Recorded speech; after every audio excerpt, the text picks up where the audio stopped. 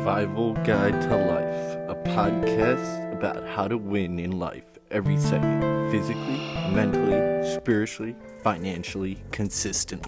Just like a brief introduction, as in who you are and what you do, as in whoever is listening on in who doesn't know you. You want me to introduce myself? Yes. Oh, I guess I could do that. Are we recording now? Yes.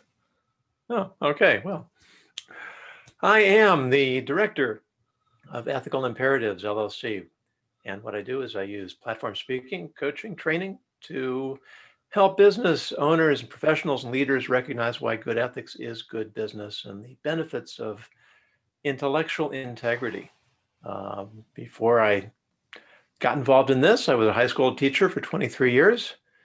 Before that, I lived in Israel for 9 years, studying the ancient wisdom of Jewish tradition, law, and ethics.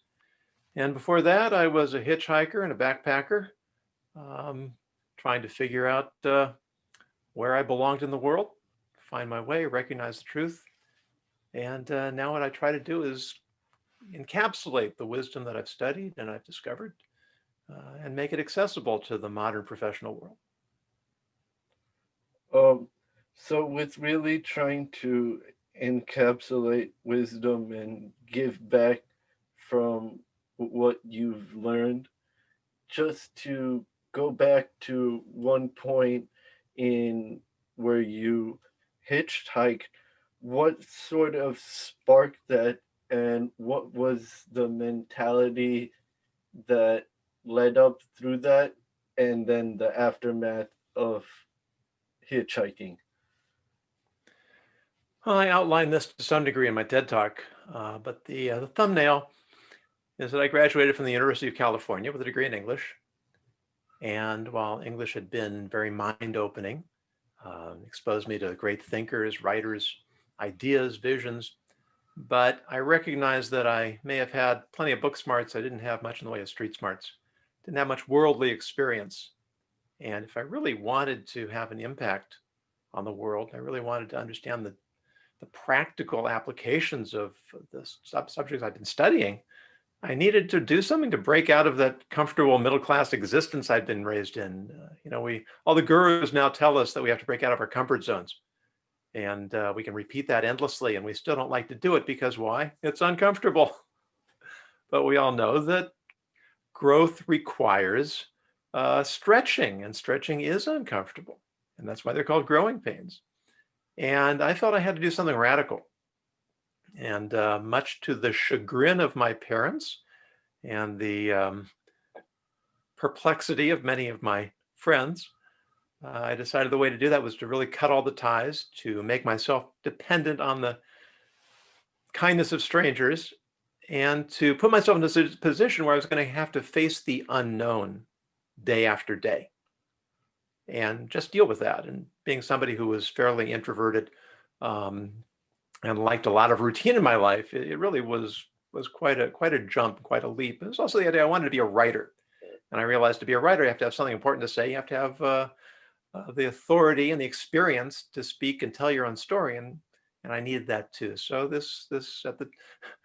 what now seems like a rather radical and not very prudent idea, and I certainly wouldn't want my children to do it. And I don't recommend it now because it's a much more dangerous world now. But this idea came together, and what I discovered a couple of things. One is that you get picked up much faster if you have a sign with a destination. My first day out, I was waiting at the roadside. It was outside of Albuquerque, New Mexico. I stood there for an hour at least. Nobody seemed to give me a second look. And then I had this brainwave. I went in my backpack, got a notebook, and wrote in big block letters, one word, Denver. And literally within minutes, a car pulled over and the driver invited me in, and he said to me, I've never picked up a hitchhiker in my life, but I saw you going to Denver, and I'm going to Denver, and I thought I should give you a ride. And what I reflected on over time is that when you have a destination, people take you seriously. And if you're going someplace that's worth going, people are going to want to go with you. And that's true geographically, and it's also true conceptually and philosophically. Businesses, movements, you need a vision. You need a sense of destination. Where do we want to go? Where do we want to end up? What do we want to accomplish? And if it's something worthwhile, you will attract people who want to go with you on the journey. And the other thing I discovered is that when I got in the car, I knew I wasn't paying for my ride with money, but I paid a different way. I paid by giving the riders what the drivers wanted, and what they often wanted was someone to listen. And that when I listen to people without framing my own responses, which is what we usually do, right? We only listen to enough so that we can jump in and say what we want to say. But I realized that was inappropriate in this setting. People were really spilling out their hearts to me, telling me things they told me they'd never told anybody else, their closest friends, their wives, their children. And by listening without planning to respond, I heard them better. I understood their stories better. And the more I learned about them, the better I understood myself, because I understood my place in the world. And if we want to communicate and we want to have relationships and we want to solve our problems, we really need to learn to listen. So I'm going to stop talking for a moment and listen. No, with really trying to cultivate that essence of being able to listen, even I try to embellish this knowledge or this like way of living, as in we already know what we're going to say, as in our tongue is closest to our mouth. So the moment we can stop and really listen in for a second is where we can actually learn more, because it's something we've never heard before. So it's really interesting how you had that ability to, be from one side of the country and to another, and be able to really be in the shoes of other people. So when you talk about it, it's like you were there. Yeah, I think you phrased that up very, very well. And much later, I would learn the words of King Solomon, that iron sharpens iron and one person sharpens the mind of another.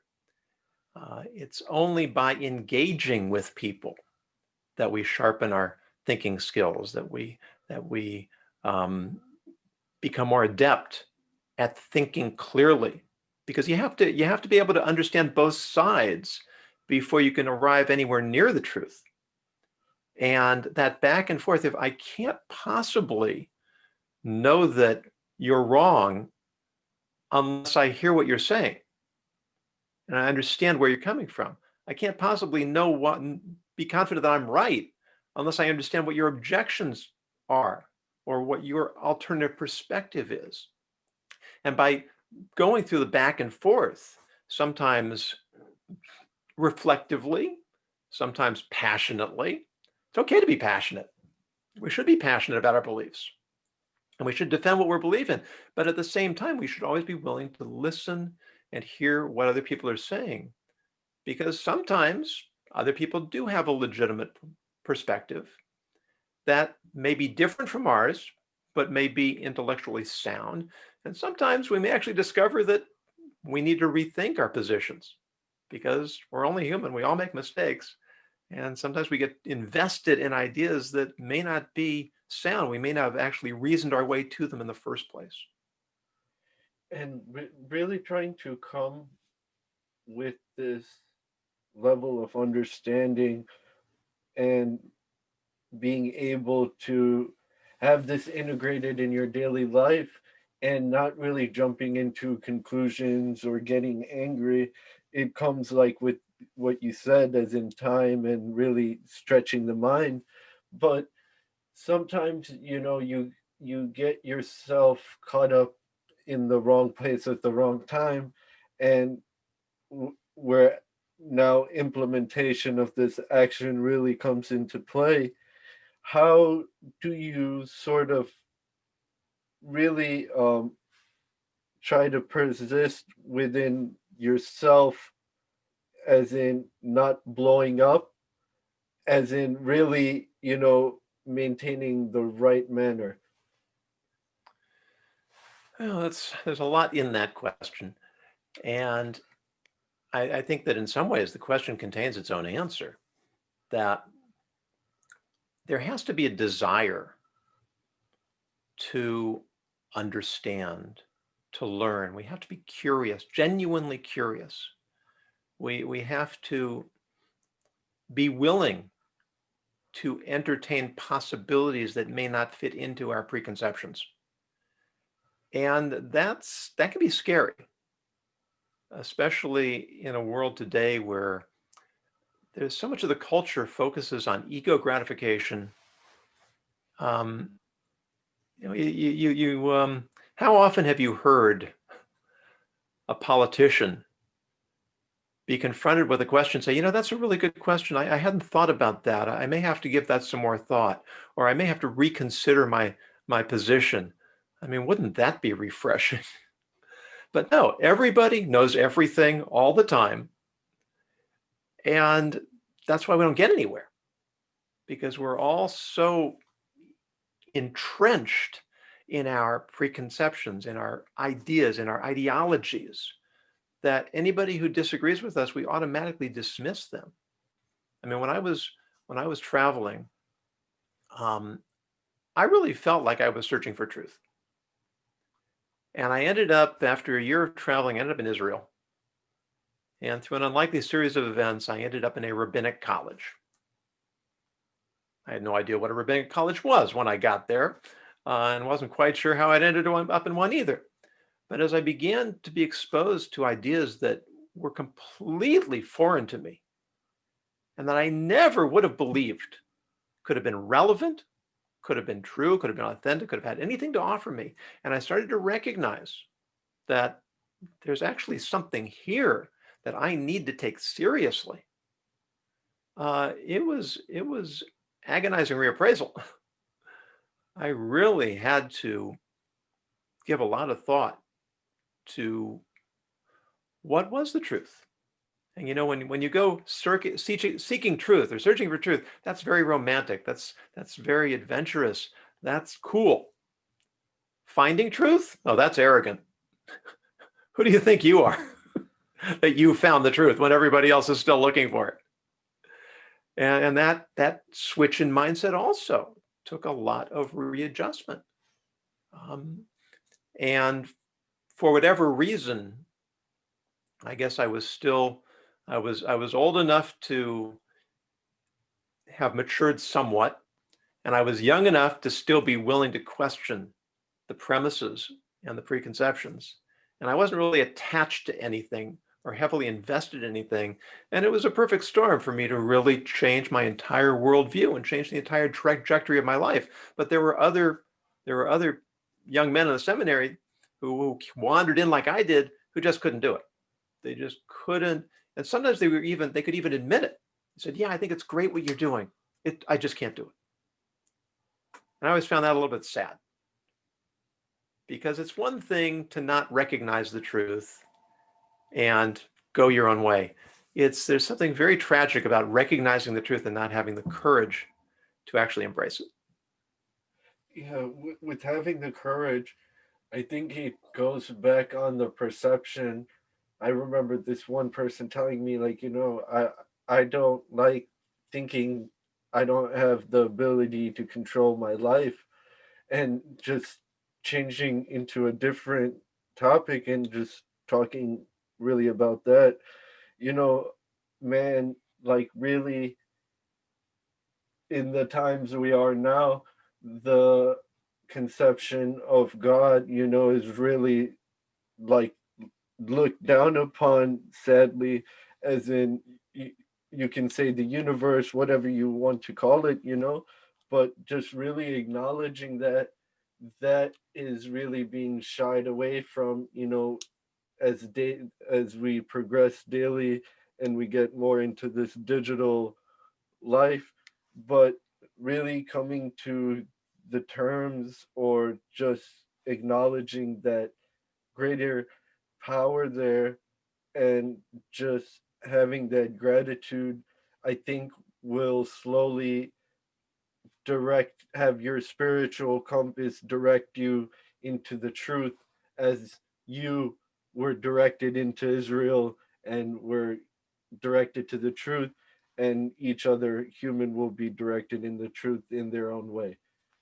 Do you? Yeah, I agree, and I think that I mean what you're saying is really underpinning um, the divine aspect of us as human beings. The problem is that in a world that's increasingly secular, how do we talk to people about God in a language where they won't turn us off right away?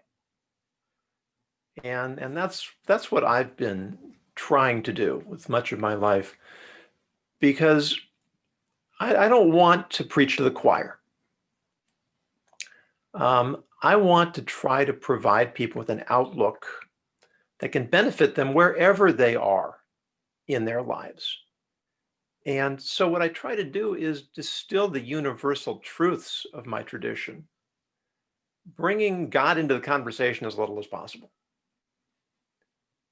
Because people, as soon as you say God, okay, you've either got half the people or lost half the people.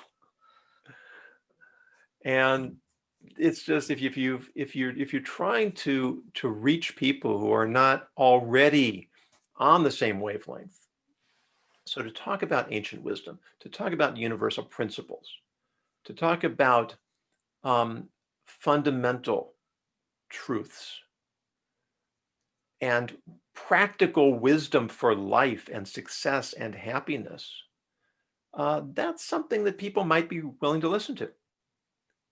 And to tell people that I can look into 3,000-year-old texts and I can find lessons that are relevant for a corporate CEO in the 21st century, that itself may be compelling enough to get people to listen to at least another sentence or read another paragraph or engage a little further in conversation. The willingness to look at something new in a way that's not frightening, that's not intimidating, that doesn't come with all sorts of strings attached. That's the way we have to communicate if we're going to allow people the opportunity and provide them with the gift of recognizing a path that can take them forward in a way that they haven't considered before. And with really just taking the path, it just made me think along the lines of, just myself as walking into, theology and not ever, walking into a religious class before and, being kind of dumbfounded, as in trying to understand all these concepts, but with progression and really just trying to understand things from all perspectives, I really found it very interesting in how there were so many similarities.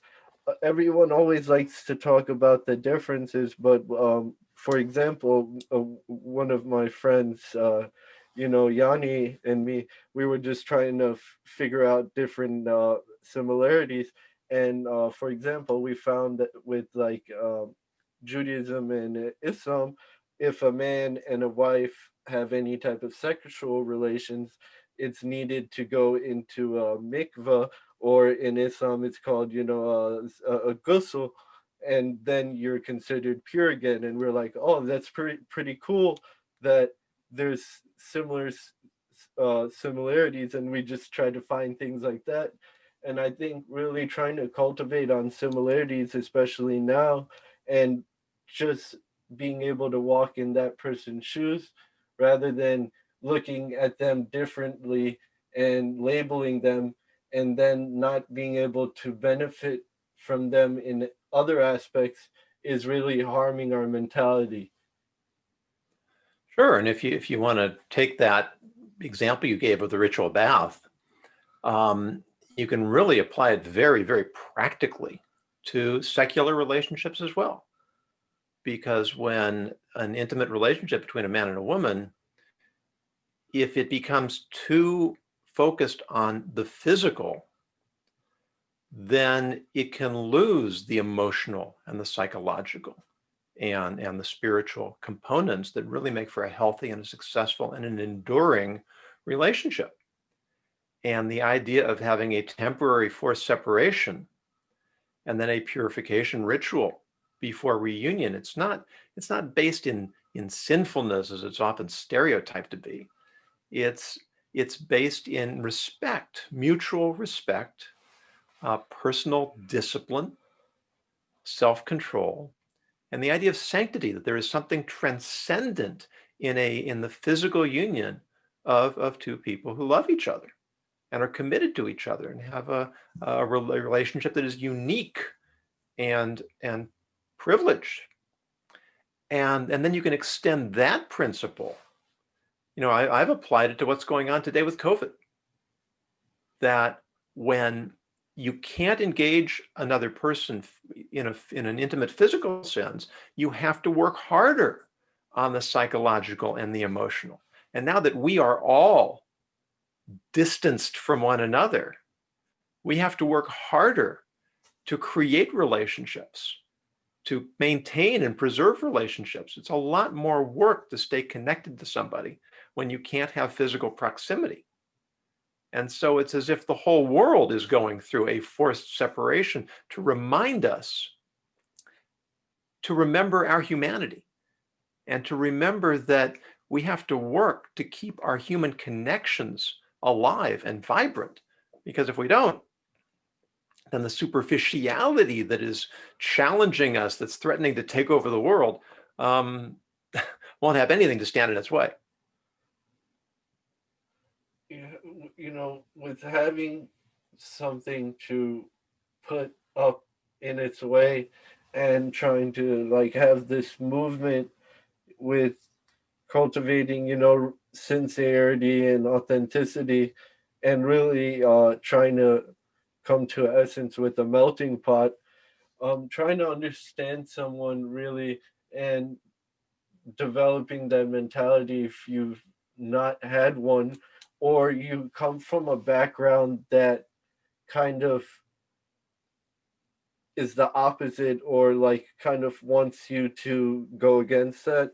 How do you sort of develop this, or not really be scared to have those type of thoughts? Those type of thoughts in terms of intimacy? No, in terms of actually asking yourself about the truth, or asking your listening, having the thoughts of me listening to you, where as in I come from a background that's like, oh, don't talk to him, he's a man, you can only talk to women, if that makes sense. Yeah, that's really complicated. We are all products of our environments to a large degree, and we can't deny that part of ourselves. We can recognize it, we can address it intellectually, but when you're raised a certain way, it's very difficult to uproot that, and I'm not sure it's possible. I'm not sure it's healthy. What we try to do is I remember when I got to seminary, and I was there a couple of months, and I was starting to get very serious. And I asked my rabbi a question. I said, am I supposed to regret everything that I've done in my life that is not consistent with Jewish teaching? And he said, absolutely not. He said that God gives us experiences. He puts every one of us in the situations we are meant to be in. And then our job is, how do I respond? What do I do? It's, think of it like playing cards. There's an element of luck in the cards you get, but then it's up to you how you play those cards. Right? It's not an element of luck where I'm put in life, but it is an element of fate. That's something that is preordained for reasons that we can't necessarily fathom. But now my job is, here I am. What do I do? How do I take the situation I'm in and the resources I have and create a vision and a plan to live the best possible life I can live, the life that contributes the most to the world I live in, based on who I am and my circumstances and my opportunities. Now, it's going to take you a lifetime to figure that one out, but that's what we're here for. And that's okay. And if I'm, we've all gone on trips and gotten off on the, taken the wrong turn. So what do? Give up? Go home? Okay, let me see if I can get back on track. Or sometimes, maybe I've ended up someplace unexpected. Okay, I'll see how that works out. There's no app for living a good life. I can't just plug the variables into my phone and hit a button and have it tell me what to do. It just doesn't work that way.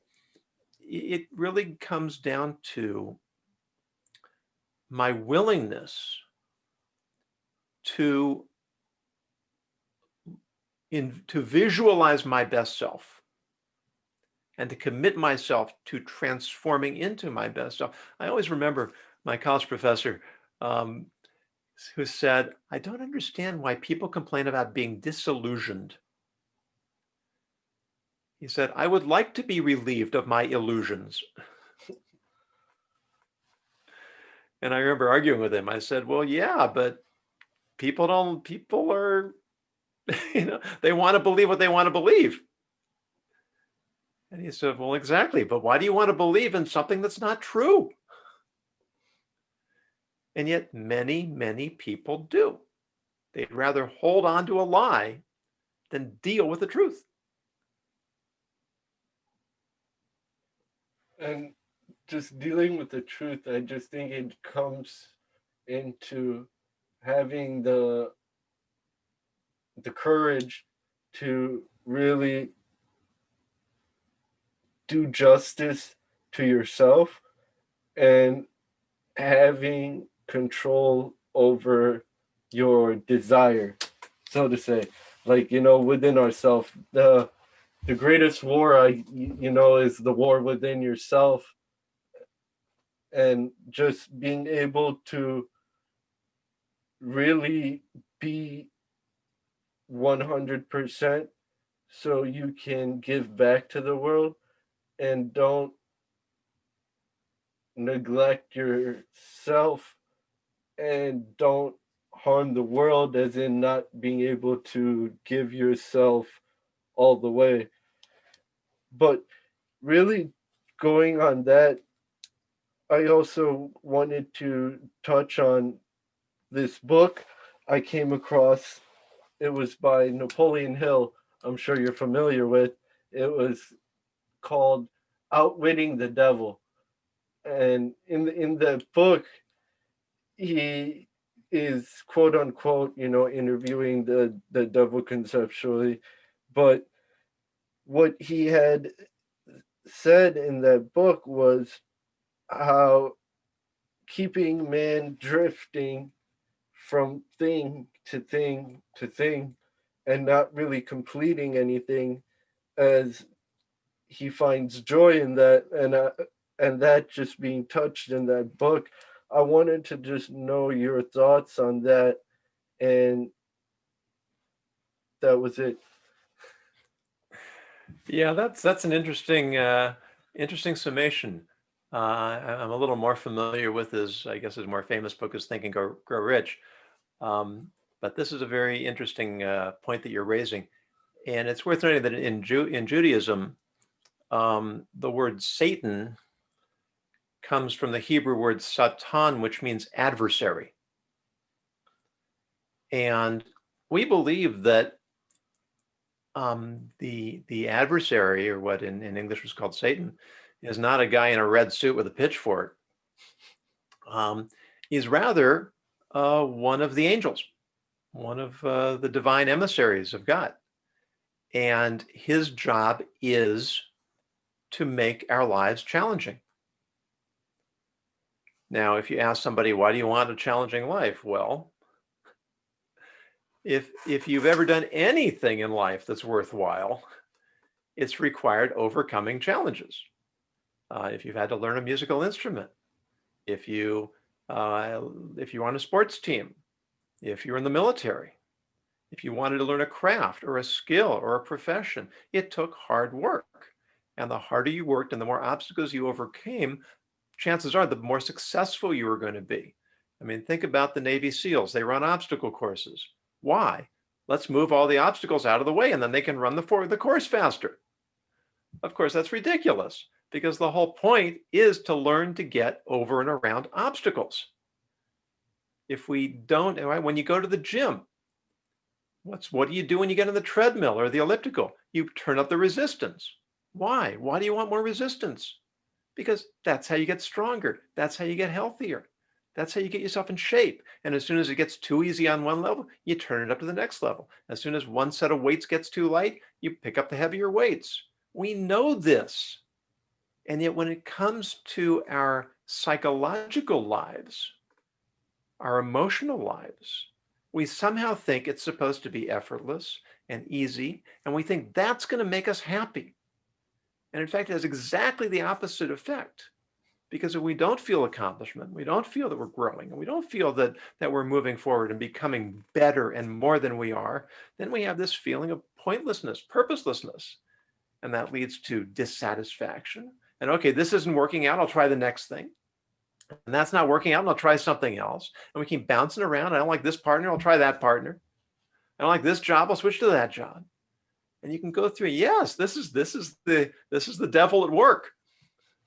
Right? Convincing us, if you just try that other thing, in business, we have a new term for this called the shiny new object syndrome. Every day there's a new app and there's a new software and there's a new class and there's a new course and there's a new seminar and webinar. And you can spend your whole life going through these things one after the other without actually accomplishing anything or doing anything or learning anything because you don't give yourself time to absorb and develop that information. So the whole idea of there being an adversary that's the resistance button on the treadmill.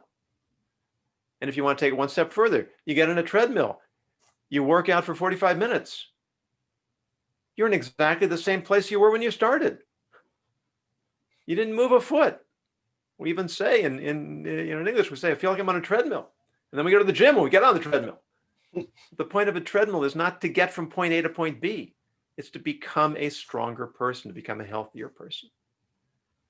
And so actually seeing things through to the end, to completion, that's a tremendous victory. And there's so many practical applications of that in work, in relationships, in society. Because the moment that we give up because we got bored, we got tired, things aren't working out the way we want, sometimes you have to cut your losses. It takes wisdom to know when it's time to stop and move on because this just isn't working out. But if we find ourselves doing that too quickly or too often, then it's going to say more about us than it's saying about the situations in which we're finding ourselves. No, that makes a lot of sense.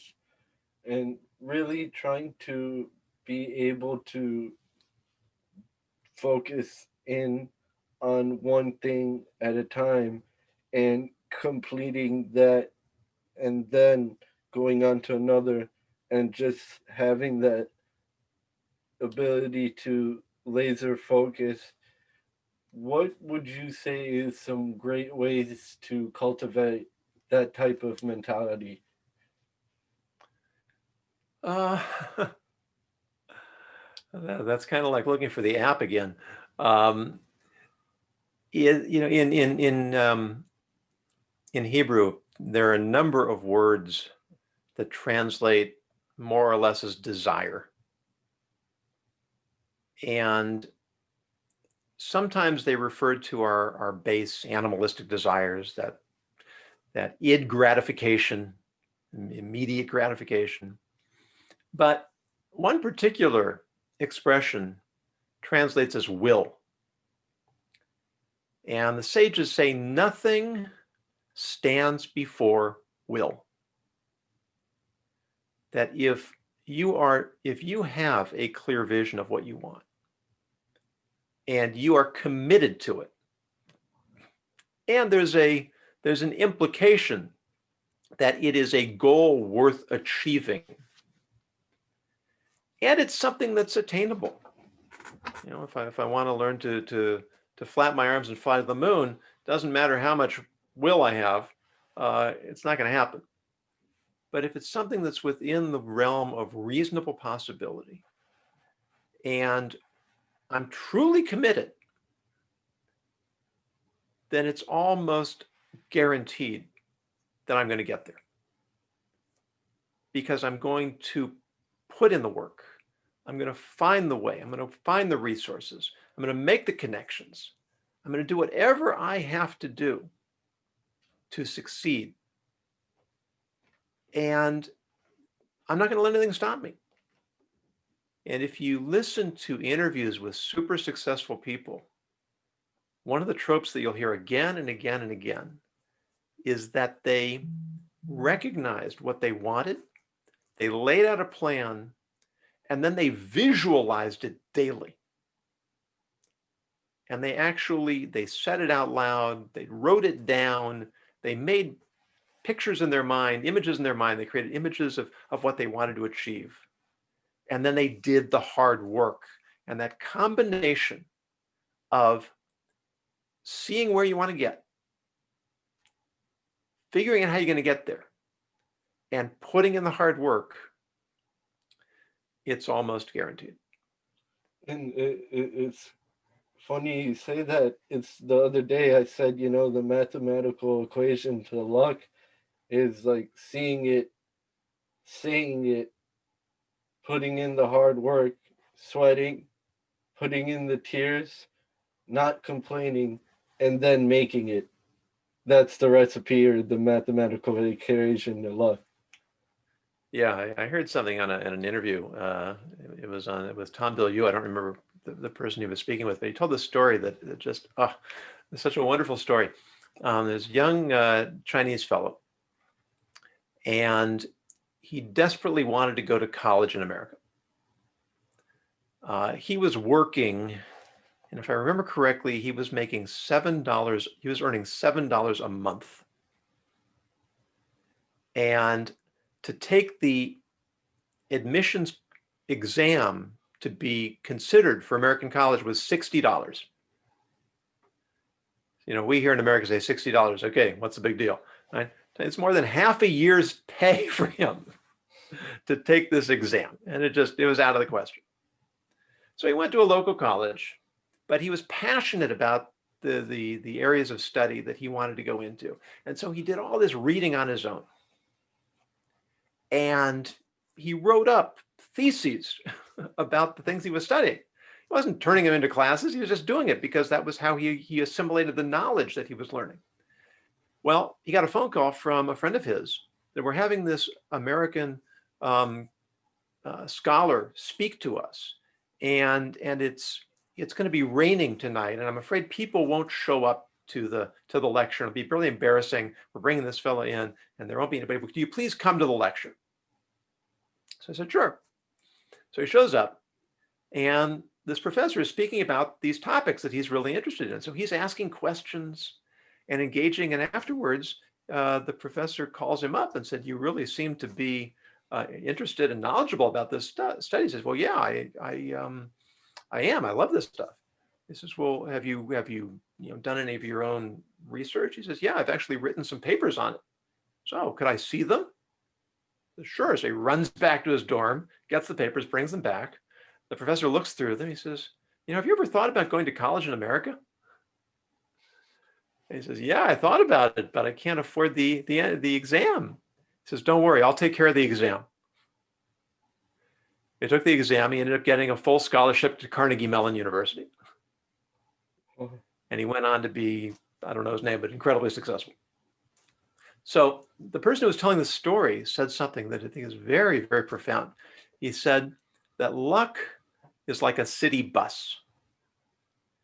It goes round and round, and it keeps going on the same route, and it keeps making the same stops. And how do you get luck to work for you? It means you have to be at the right stop when the bus comes, and you have to have fare to get on the bus. So this Chinese fellow, he had a certain amount of luck in this, right? If it wouldn't have been raining, his friend wouldn't have called him to come to this lecture. But once he was there, right, now the bus is pulled up in front of him. He just waited. He just did what he was doing, and the bus pulled up. The professor shows up, and because he had fare to get on the bus, he'd written these papers, and he had learned this material that he could engage the professor. He was able to take advantage of the moment. And if he wouldn't have been at that lecture, chances are there would have been another opportunity at some point that he could have taken advantage of. So yes, we need luck. But if we do the hard work, luck will show up sooner or later. And if we don't do the hard work, luck won't help us even when it does show up. You touched on some important things, but right when you said luck, and then you said, opportunities, wouldn't you say it could be the same thing as in luck and opportunity? Well, sure. In other words, the opportunity, the luck is that the opportunity comes at the right time. Yeah. So,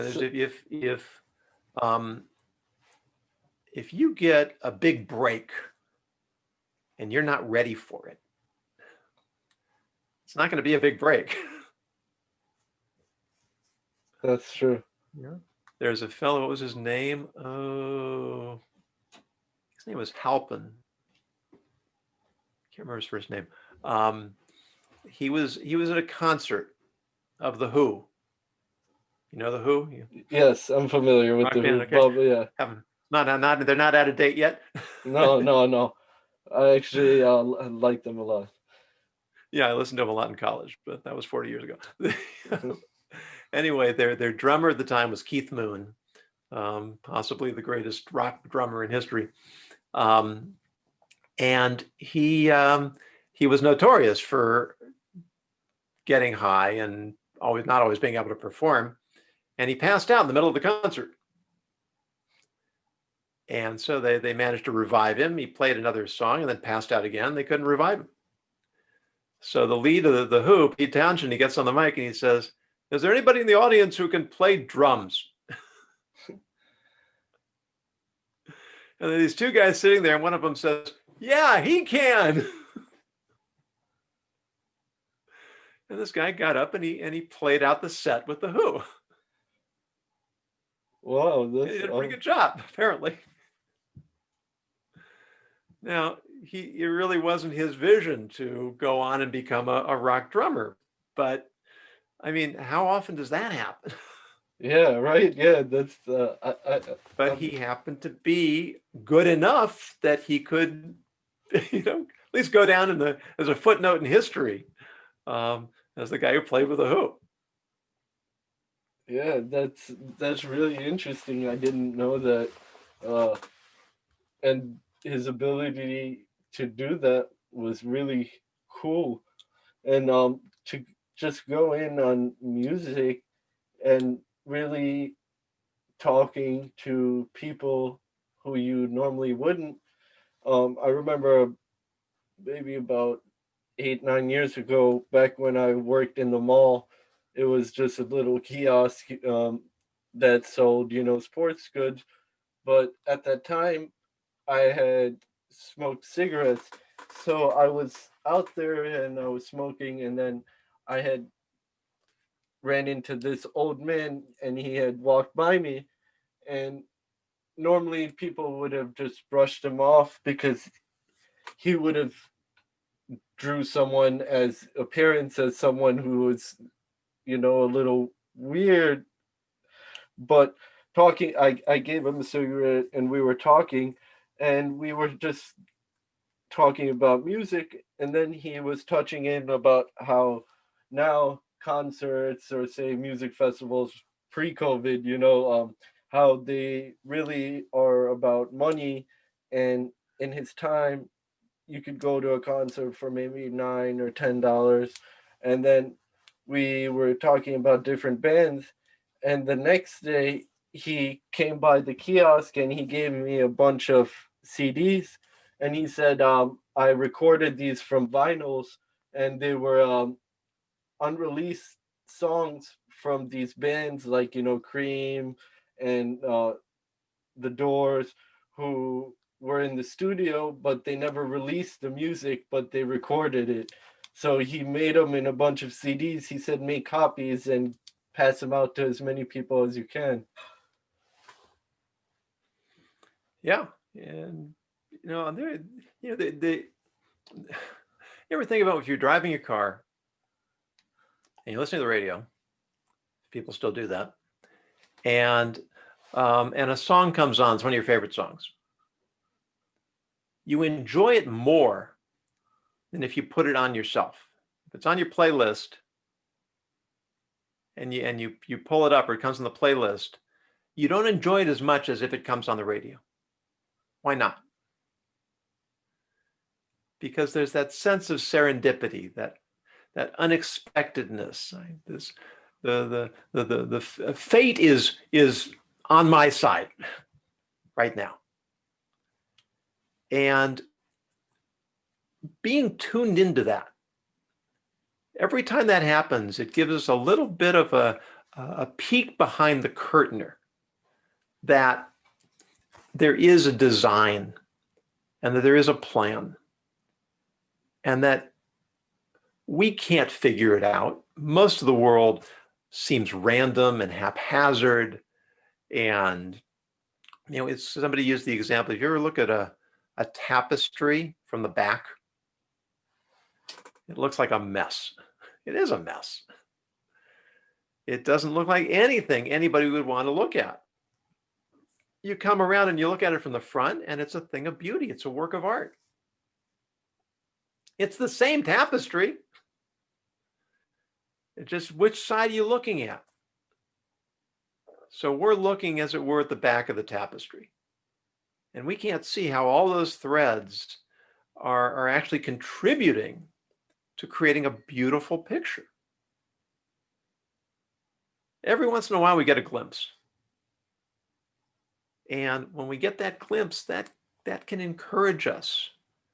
That even if I can't see the logic or the connection of how one event's leading to the next, I can have confidence that everything's connected.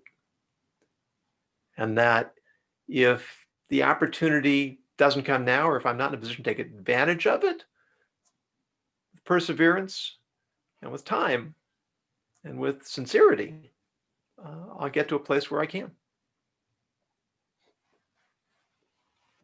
And with that, I always ask every speaker to end in on a quote that recently they've came across that's sort of popping up everywhere, or something that's really resonated with them, to just share with that, and we conclude on that note.